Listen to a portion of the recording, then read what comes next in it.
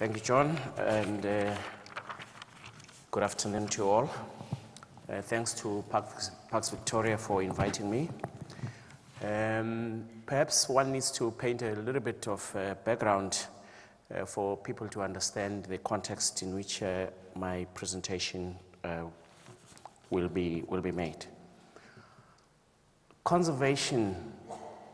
Formal conservation in South Africa started in 1898 with the establishment of the then Sabi Game Reserve, which later became the Kruger National Park after proclamation in 1926. You will then appreciate that by 1994, we had good science, world-class infrastructure in terms of the national park system, and international nature-based tourism infrastructure, with a national occupancy of 53 to 55%. And at that time, government was funding the national park system to the tune of 90% of their operational budget, and own revenue in terms of the park system was around 10%.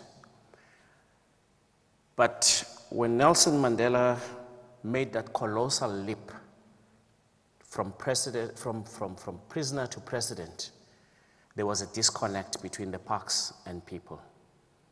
Only a small coterie of the South African society was benefiting from the parks, and therefore their ideals and aspirations were represented. It became necessary then that those who were smelling the cherry from a distance, the communities around parks, and all the disadvantaged people had to be brought on board through a transformational leadership that was capable of lifting people to the next level of inclusiveness, hope, and dignity. Parks were no exception, and we jumped at the opportunity. Hence then, South African national parks had to change from being the old National Parks Board to the new South African National Parks, serving the people. That is the context of the theme of South African National Parks, serving the people.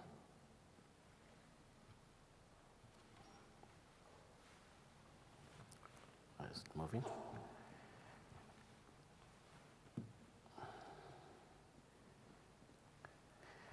Our vision then is located within that context to make all national parks, the entire national park system in South Africa, the pride and joy of all South Africans and the people of the world. That is our business architecture. On top, you have conservation management, constituency building and people focused, ecotourism management, and the general corporate governance.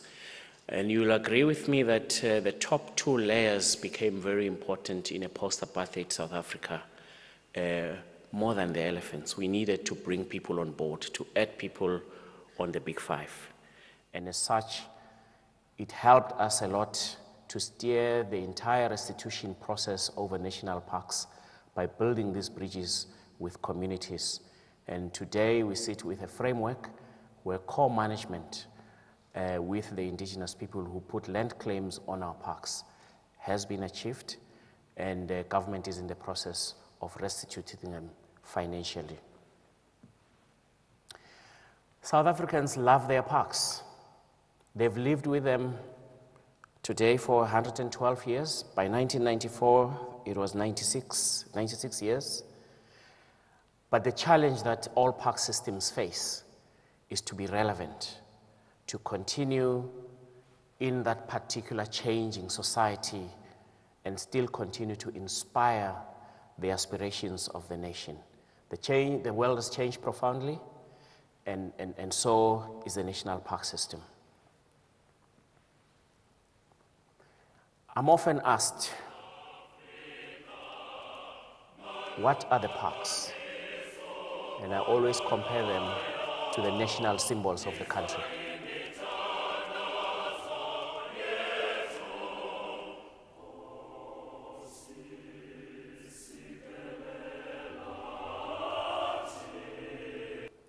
And that is the iconic view of Table Mountain National Park. Those who have visited South Africa and Cape Town in particular will attest that indeed it is a spectacular site and a World Heritage Site as well. So national parks in South Africa are equated to the level of heritage symbols, similar to the coat of arms, to the union buildings, to the national anthem, and everything that we stand for. There's a slide that has been playing tricks with me and I couldn't get it out, to indicate how South African people view their local parks. Similarly, in the same way, most of the American public views their park. Significantly, these views involve those of ordinary people, poor communities living around our parks, that there are personal benefits, exercises, and all kinds of relaxations that can be achieved. Facility benefits, you know, having facilities to go out and be exposed to. Social benefits, getting to meet people, networking, community awareness, environmental benefits, and many other benefits, fresh air and space, open spaces benefits that people experience.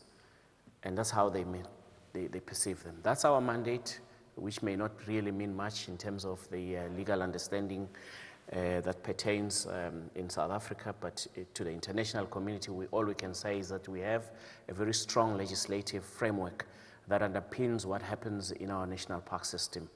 As you will understand, there are restrictions such as extractive use, mining, all those are not allowed in our national parks. That's the landscape in South Africa in terms of conservation, but just to help those who may not be familiar with the system, although the state conserves about 6.47% of the total area of 122 million in this third highest ranked country in terms of biodiversity richness, there is another 9% that is conserved by the private sector in terms of private lodges. So it's a whopping 17% of total area covered by conservation initiatives. How do we then take care of the people living on the periphery of our parks in general? Some of our parks are really prone to diseases like foot and mouth, bovine tuberculosis, Rift Valley fever. Currently we sit with an outbreak of Rift Valley fever where several people have died. The virus is transmitted by mosquitoes and causes abortions and deaths of livestock. Given the fact that on the African continent we have the largest organized agricultural sector with disease-free export status, it's important for us to protect that industry, and therefore we control diseases quite, the spread of diseases quite seriously and in a very intensive manner through our outreach veterinary system. In a community called Velverdien, just outside Open Gate in the Kruger National Park, we've managed to set up a veterinary clinic in conjunction with the University of Pretoria's Faculty of Veterinary Science. Is it moving?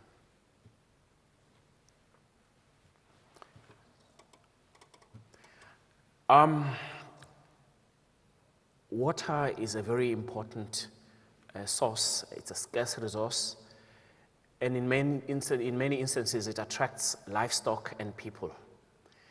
And it's always a problem for us in the rural areas of South Africa. These are not familiar pictures for many of you because you only go to the bright side of the national park system, but miss some of these experiences with our communities. Water is still a problem in some areas where water's got to be drawn from wells and which are shared actually equally between wildlife, domestic animals and people. And it's important for the local governments, the rural development councils, to ensure that there is that strict separation to ensure that water for human consumption is healthy.